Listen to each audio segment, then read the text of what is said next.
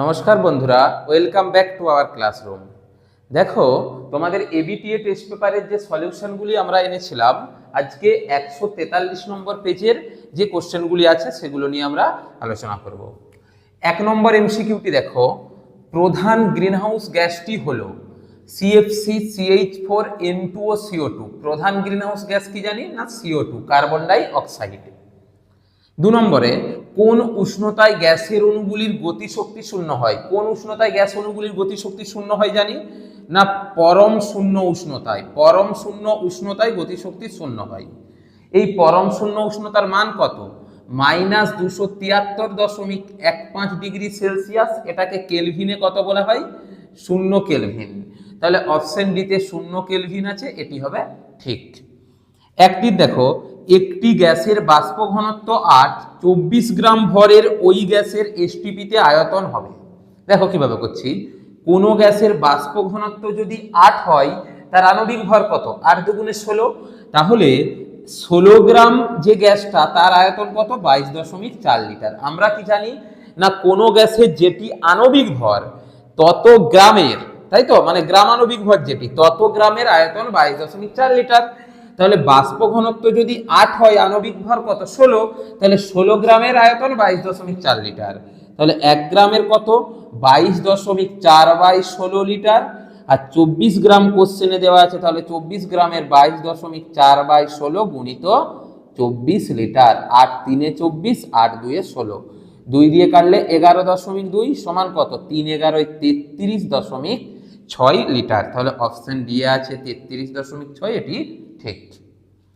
4, তাপ পরিবাহিতা সর্বাধিক তামা, রূপো, অ্যালুমিনিয়াম, হিরে। তাপ পরিবাহিতা সর্বাধিক কার জানি না? হিরে। হিরের তাপ পরিবাহিতা সর্বাধিক। 1.5 দেখো, 1.5 প্রতিসরাঙ্ক বিশিষ্ট কোন মাধ্যমে আলোর বেগ কত যখন শূন্য মাধ্যমে আলোর বেগ c? কোন মাধ্যমের প্রতিসরাঙ্ক মিউ সমান কি জানি? শূন্য মাধ্যমে আলোর বেগ বাই ওই মাধ্যমে আলোর বেগ, মানে কত? শূন্য মাধ্যমে আলোর বেগ c বাই ওই মাধ্যমে আলোর বেগ v, তাই তো? কোন মাধ্যমের পরম প্রতিসরাঙ্ক মিউ সমান কি বললাম? শূন্য মাধ্যমে আলোর বেগ c বাই ওই মাধ্যমে আলোর বেগ v। কোশ্চেনে বলেছে ওই মাধ্যমে আলোর বেগ কত, তাহলে ভিটা যদি এখানকে যাই, তাহলে কি হচ্ছে? বা ভি সমান হচ্ছে c বাই মিউ। ভি সমান কি পেলাম? c বাই মিউ পেলাম। মান বসাও। ভি সমান c, মিউ এর মান কত? 1.5। তাহলে দশমিক তুলতে গেলে উপরে 10 দিয়ে গুণ, 5 দুগুণে 10, 5 3 15। তাহলে কত হচ্ছে? 2c/3। কত পেলাম? 2c/3। অপশন সি হচ্ছে কারেক্ট।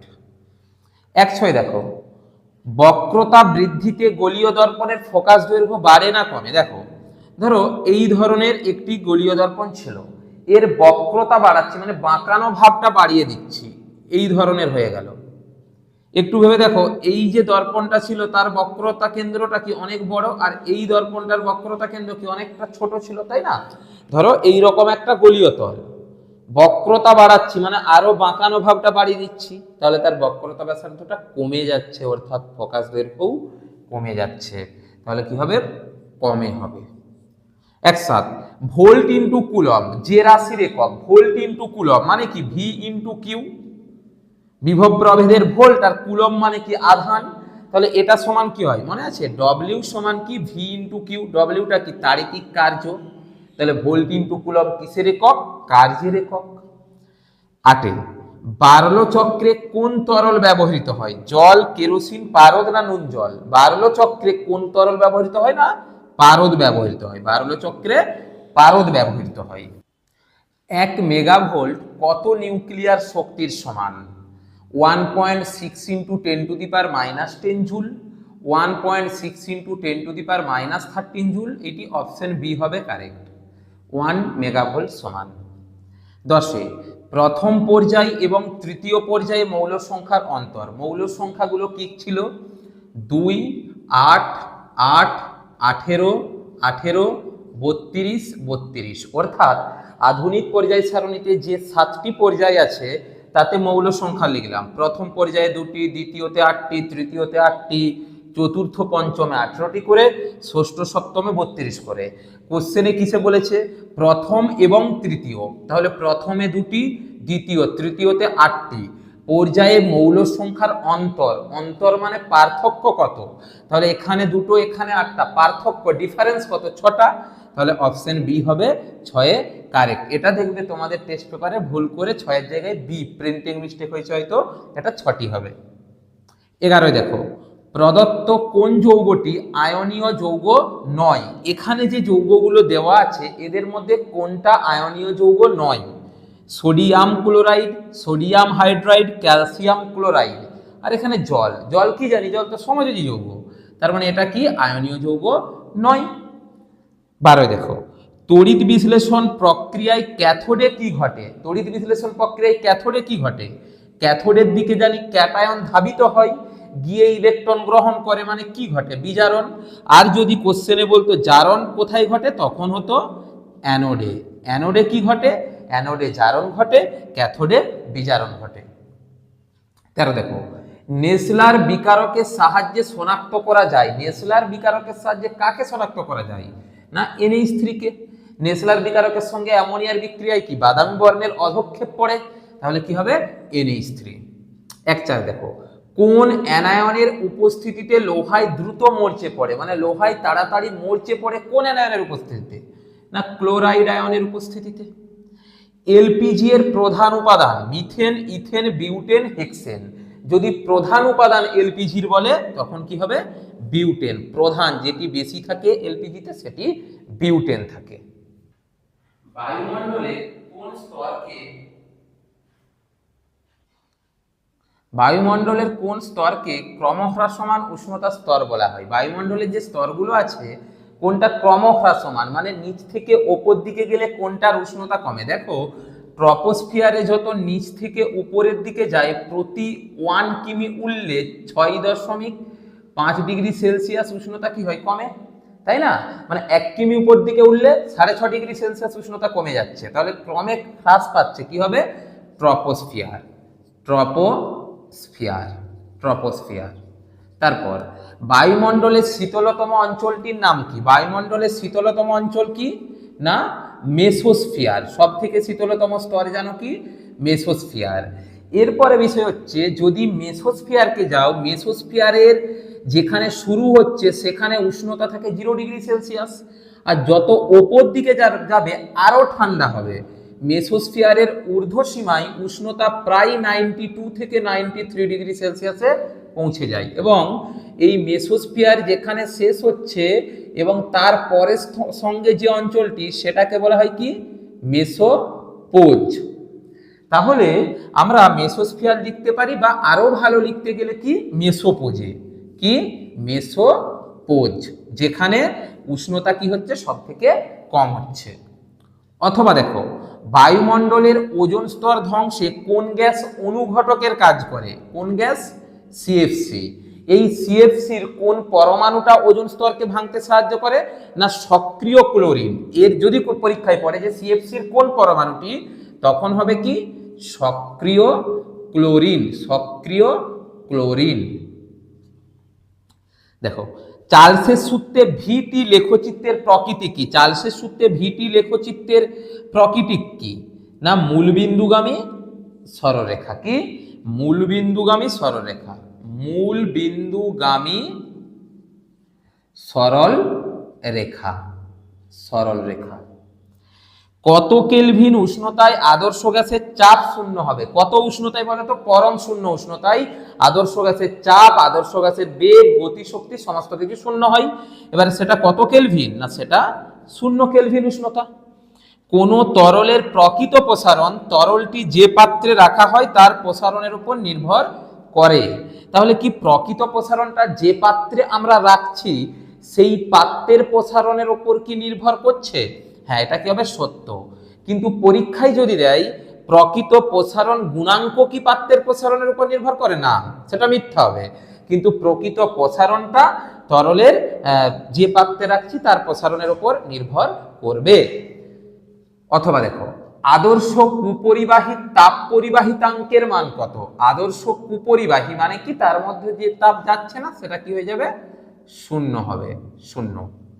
2 দেখো, একটি উভ উত্তল লেন্সের ফোকাসে রাখা বিন্দু উৎস থেকে আলোক রশ্মিগুচ্ছ লেন্সের মধ্য দিয়ে প্রতিসরণের পর তাদের প্রকৃতি কি হবে? তাহলে ধরো একটা উভ উত্তল মানে উত্তল লেন্সকে বলেছে, এর ফোকাসে ধরো একটা আলোক রশ্মি, এইখান থেকে আলোক রশ্মি যাচ্ছে, ফোকাস থেকে আলোক রশ্মি গেলে কি হয়? তারা প্রধান অক্ষের সমান্তরাল ভাবে বেরিয়ে যায় না? তাহলে তাদের প্রকৃতি কি হবে লিখবো? প্রধান অক্ষের সমান্তরাল ভাবে নির্গত হয়, প্রধান অক্ষের সমান্তরাল, এই কথাটা লিখতে হবে। 2 দেখো, একটি বস্তুর দৈর্ঘ্য 5 সেমি ও রৈখিক বিবর্ধন 1.5 হলে প্রতিবিম্বের দৈর্ঘ্য কত? আমরা কি জানি না, রৈখিক বিবর্ধন সমান কি? প্রতিবিম্বের দৈর্ঘ্য বাই বস্তুর দৈর্ঘ্য। তো প্রতিবিম্বের দৈর্ঘ্য জানতে চেয়েছে, প্রতিবিম্বের দৈর্ঘ্য বাই কি?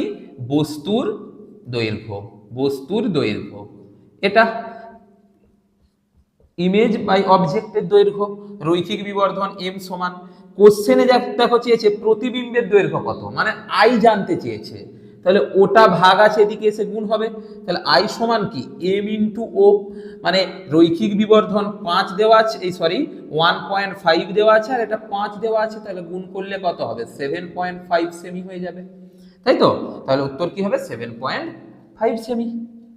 2 একটি আদর্শ ভোল্টমিটারের রোধ কত হওয়া উচিত? আদর্শ ভোল্টমিটারের রোধ হবে অসীম। আর মনে রাখবে যদি পরে আদর্শ অ্যামমিটারের রোধ কত, তখন হবে 0। 2 দেখো, আবিষ্ট তড়িৎচালক বলের অভিমুখ কোন সূত্র থেকে পাওয়া যায়? না, লেঞ্জের সূত্র থেকে পাওয়া যায়, লেঞ্জের সূত্র থেকে আমরা পেয়ে থাকি। কোন তেজস্ক্রিয় রশ্মির নির্গমন পরমাণু ক্রমাঙ্ক অপরিবর্তিত থাকে, মানে পরমাণু ক্রমাঙ্কের কোনো পরিবর্তন হয় না? দেখো, আলফা বিটা গামা 3 ধরনের রশ্মি যদি নির্গত হয় কোনো পরমাণু থেকে, আলফা নির্গত হলে একটা আলফা কণা নির্গমনের জন্য পরমাণু ক্রমাঙ্ক 2 একক কমে, ভর সংখ্যা 4 একক কমে, হলো। বিটা নির্গমন হলে ভর সংখ্যাটা অপরিবর্তিত থাকে, মানে ভর সংখ্যার কোনো পরিবর্তন হয় না, কিন্তু পরমাণু ক্রমাঙ্ক 1 একক বৃদ্ধি পায়, মানে দুটোতেই কি হচ্ছে? পরমাণু ক্রমাঙ্ক পরিবর্তিত হচ্ছে, কিন্তু দিয়েছে পরমাণু ক্রমাঙ্ক অপরিবর্তিত থাকে, তাহলে কি হবে? গামা, তাই তো? গামা নির্গমন হলে হয় না। আর যদি বলে ভর সংখ্যার পরিবর্তন হয় না, তখন কিন্তু বিটা উত্তর হবে, গামা উত্তর হবে। অথবা নিউক্লিয়ার রিঅ্যাক্টরে কোন শক্তিতে রূপান্তরিত হয়? না, নিউক্লিয় শক্তি বা পারমাণবিক শক্তি কোন শক্তিতে? তড়িৎ শক্তিতে, ওখান থেকে আমরা বিদ্যুৎ পাই, শক্তি রূপান্তর ঘটে। বাম স্তম্ভ ডান স্তম্ভ। ক্ষার ধাতু, এখানে যেগুলো দেওয়া আছে ইনভার, ডুরালুমিন, সোডিয়াম, নাইট্রোজেন, ক্ষার ধাতু কারা? পর্যায় সারণীতে যারা 1 নম্বর শ্রেণীতে আছে, lithium, sodium, potassium, rubidium, caesium, এরা কি? এরা প্রত্যেকে ক্ষার ধাতু। তাহলে আমাদের এখানে সোডিয়াম আছে, তাহলে কি হবে? সোডিয়াম ক্ষার ধাতু। আয়রনের সংকর ধাতু কোনটা? ইনভার। তারপর আছে দেখো নিকটোজেন মৌল কি? মানে নাইট্রোজেন শ্রেণীতে যে মৌলগুলো আছে, নাইট্রোজেনের শ্রেণীতে নাইট্রোজেনের কত? 15 নম্বর শ্রেণীতে দেখবে, সেগুলি কি? নিকটোজেন। বিমানের কাঠামো তৈরি করতে লাগে কোনটা? না, ডুরালুমিন বিমানের কাঠামো তৈরি করতে লাগে, যেটি অ্যালুমিনিয়ামের একটি সংকর ধাতু। 2 দেখো, একটি ধাতব মৌল M একটি আয়নীয় যৌগ MCl3 গঠন করে। M ধাতুর যোজ্যতা কক্ষে কটি ইলেকট্রন আছে? MCl3, তাই না? আমরা যদি এটাকে আয়নিত করি, আমরা কি পাবো বলো? M3+ + 3Cl-। কনসেপ্টটা বোঝো, তাহলে কি পাচ্ছি? M3+। তাহলে M কটা ইলেকট্রন ছেড়েছে? 3টে, তাহলে সর্ববহিস্থ কক্ষে 3টে ইলেকট্রন ছেড়ে দিয়েছে। তুমি যদি এটাকে দেখো AlCl3 অনুরূপ হচ্ছে না? AlCl3 অনুরূপ হচ্ছে। অ্যালুমিনিয়ামের কত যোজ্যতা? 3। যোজ্যতা কক্ষ মানে মনে রাখবে সর্ববহিস্থ কক্ষ। কত নম্বর কক্ষ? সর্ববহিস্থ কক্ষ। 3টি ইলেকট্রন ছাড়ছে, মানে যোজ্যতা কক্ষে ইলেকট্রন কটি আছে? 3টি। কেন 3টি? কি বললাম? MCl3টা কার অনুরূপ? AlCl3। তো Al এর পরমাণু ক্রমাঙ্ক কত? Al এর পরমাণু ক্রমাঙ্ক হচ্ছে 13। এর যদি ইলেকট্রন বিন্যাস করি 2,8,3, আর বলেছে যোজ্যতা কক্ষে ইলেকট্রন, যোজ্যতা কক্ষ মানে সব থেকে বাইরের কক্ষে ইলেকট্রন, তাহলে সব থেকে বাইরের কক্ষে ইলেকট্রন কটি? 3টি, তাই উত্তর হলো 3। জলের তড়িৎ বিশ্লেষণে অ্যানোডে 10 ml O2 জমা হলে ক্যাথোডে কি পরিমাণ H2 জমা হবে? জলের তড়িৎ বিশ্লেষণের সময় হাইড্রোজেন এবং অক্সিজেনের আয়তনের অনুপাত কত বলতো? 2:1। কত? 2:1, মানে হাইড্রোজেন যা হবে অক্সিজেন তার অর্ধেক হবে। বলেছে অ্যানোডে 10 ml অক্সিজেন হয়, মানে অক্সিজেনটা হচ্ছে 10 ml, তার মানে হাইড্রোজেন কি হবে? ডবল, 20 ml, 20 ml হবে, তাহলে উত্তর কি হবে? 20 ml।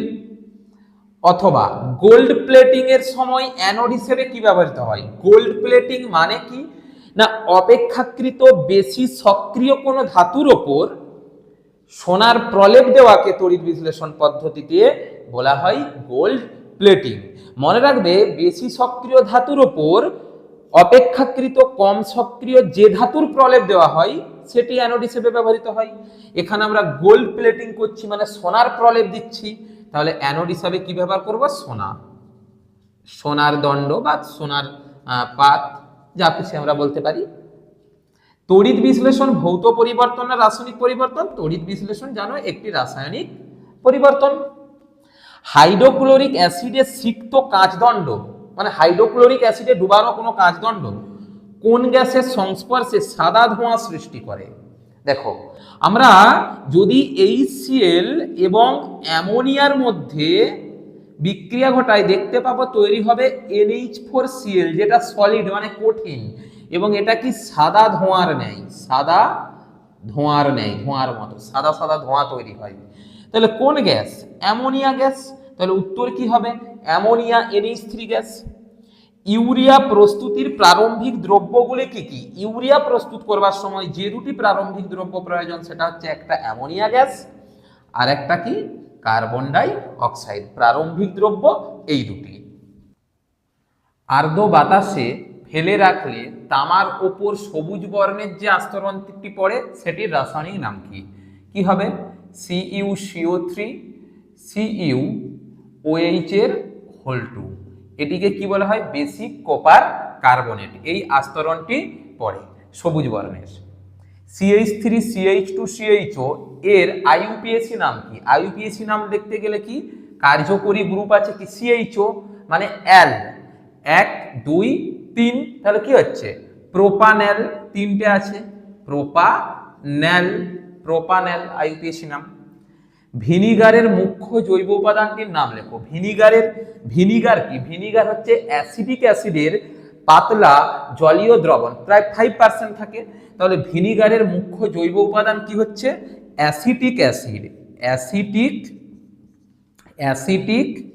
অ্যাসিড CH3COOH, এটা ভিনিগারের মুখ্য জৈব উপাদান। পিভিসি এর মনোমার কি? পিভিসির সম্পূর্ণ নাম কি? Polyvinyl chloride. তো এই পলিভিনাইল ক্লোরাইডের মনোমার কি? Vinyl chloride. এর সংকেতটিও তোমরা মনে রাখবে, এটিও পরীক্ষায় পড়ে, CHCl ডবল বন্ড CH2। এটি কি? এটি হচ্ছে ভিনাইল ক্লোরাইড। পলিমারটা হচ্ছে পলিভিনাইল ক্লোরাইড, মনোমারটা হচ্ছে ভিনাইল ক্লোরাইড। পরের দিনে আমরা টেস্ট পেপারের পরবর্তী পেজ নিয়ে আলোচনা করব।